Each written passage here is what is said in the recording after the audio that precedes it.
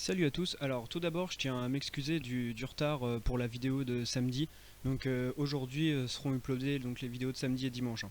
Donc euh, Bref, salut à tous, aujourd'hui je vais vous présenter les différentes grosses théories qui ont pu accompagner la série Lost.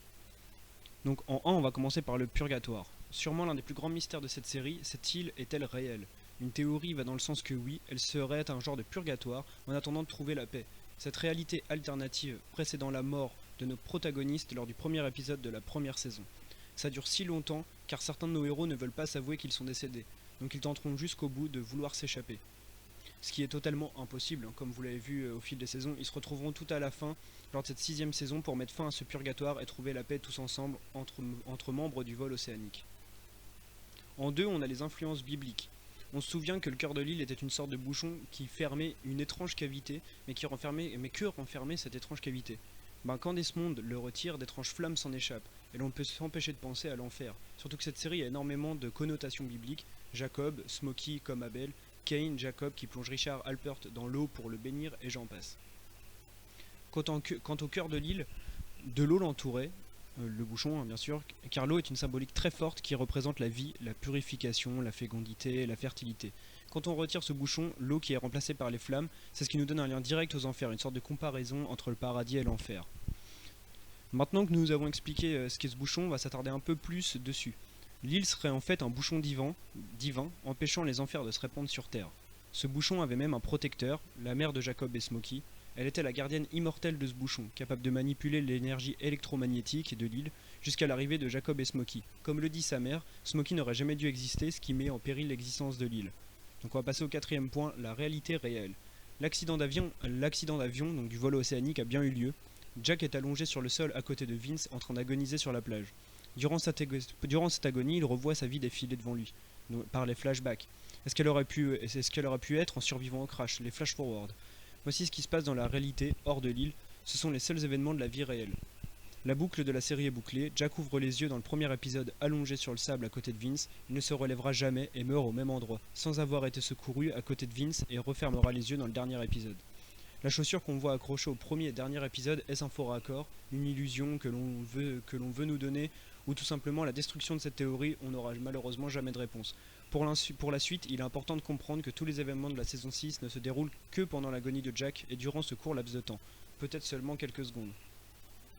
Selon les liens et les affinités des groupes vont se former, et ce seront les groupes une fois prêts à affronter la mort ensemble, par un leader qui se révélera naturellement en rassemblant les autres autour de lui pour vivre ensemble mais ne pas mourir seul.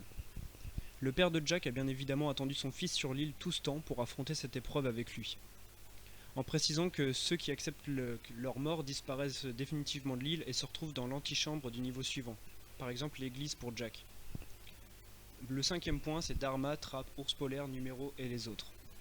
Tout ça n'est qu'une représentation de l'aspect cartésien de l'esprit de Jack ou collectif. C'est le déni de la mort, une dernière tentative de l'esprit d'expliquer tout ce qui se passe sans se résoudre à admettre la mort. De la poudre aux yeux pour nier l'évidence. Tout cela n'est que le fantasme d'éléments qui ont précédé la mort. Les ours polaires ne sont qu'une matérialisation par l'esprit de Jack que lisait Walt dans l'avion et qu'il a pu voir. Les chiffres sont peut-être le numéro de siège tout simplement dans l'avion de chacun. D'autres sont peut-être réels et constituent la mythologie de l'au-delà où ils se trouvent. Les autres sont les âmes qui stagnent et ne peuvent se résoudre à leur mort, ou sont trop empreints de leur remords pour avancer. Cas de Linus par exemple, coincé sur l'île qui finira par évoluer à la fin. Ou le cas de John Locke, dont la haine de son père et des drames de sa vie le bloquent sur cette île. Et surtout l'une des théories les plus pertinentes que j'ai pu voir, je remercie Vermeil de cette réflexion intelligente et constructive, alors je vais vous donner cette théorie au mot pour mot.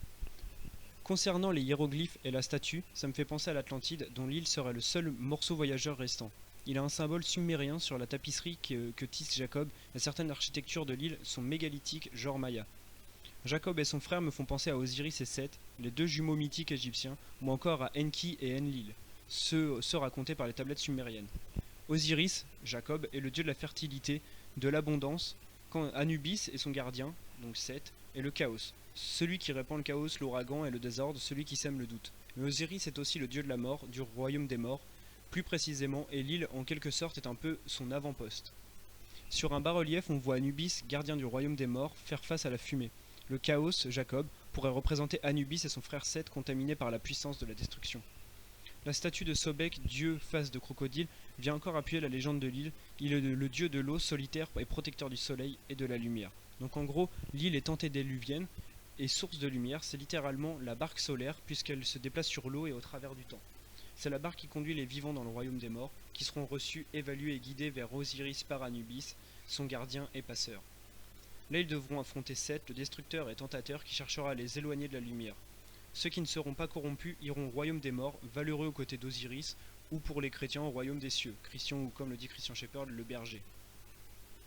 A mon sens, ce qu'essaie de démontrer l'histoire, c'est qu'il ne s'agit pas tant de mourir et de comprendre qu'on est mort, mais de vivre, que je mets en majuscule, car c'est ce que promet l'île à ses hôtes, un passage non vers la mort, mais vers une vie dans le royaume de la lumière. Et après, c'est au spectateur de décider au final. Jack meurt dans la réalité et rejoint les amis qu'il s'est fait dans l'au-delà pour affronter ensemble la mort. Où vont-ils? Ce n'est pas moi qui vais vous le dire. La boucle est bouclée, nous n'aurons jamais plus de réponse à toutes nos questions, mais ces différentes théories nous permettent de nous donner des fins alternatives. Cette vidéo touche à sa fin. Si vous avez aimé, laissez un pouce bleu, commentez et surtout partagez les amis. C'était Snipeys. Ciao.